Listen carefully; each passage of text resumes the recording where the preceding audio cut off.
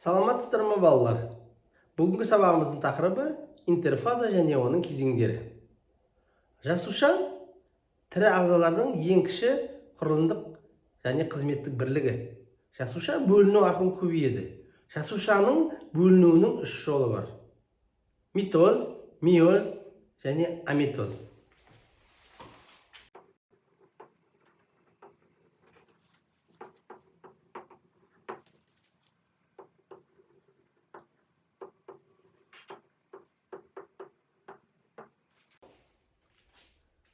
Митоз сома немесе дене жасушаларының бөлінуі. Ол күрделі бөліну. Миоз жыныс жасушаларының бөлінуі. Ал амитоз тікелей бөліну, қарапайымдардың бөлінуі. Митоз екі кезеңнен тұрады: интерфаза және митоз.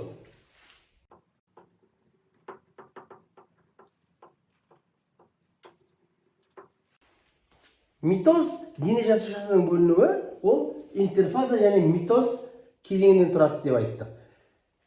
Интерфаза мен митозды біз қосып жасушалық цикл дейміз.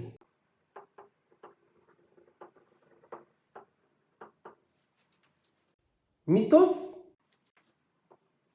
сома дене жасушаларының бөлінуі болса, ол интерфаза бөлінуі дайындық кезеңі және митоздан құралған. Интерфаза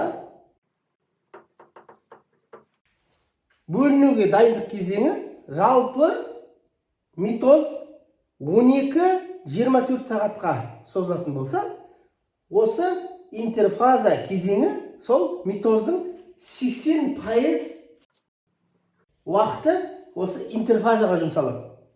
Мысалы, интерфаза және митоз. Интерфаза жасушаның бөлінуінің 80%-ін алады, ал митоз 20%. Интерфаза үш кезеңге бөлінеді. Бірінші кезеңі G1 деп аталады. Екінші кезең S. Үшінші кезең G2 кезеңі. G1 кезеңі интерфазаның бірінші кезеңі, синтез алдындағы кезең деп аталады. Бұл уақытта органоидтар өседі, органикалық заттар, мысалға нәруыз, нуклеин қышқылдары, амин қышқылдары, АТФ жинақталады. Содан кейін синтез кезеңі басталады. Синтез кезеңінде органикалық заттар синтезделеді. Мысалы, нәруыз, ДНК, РНК, тағы да басқа органикалық заттар көптеп синтезделе бастайды. Және ең маңыздысы, бұл жерде ДНК репликациясы жүреді. ДНК репликациясы дегеніміз ДНК-ның екі еселенуі.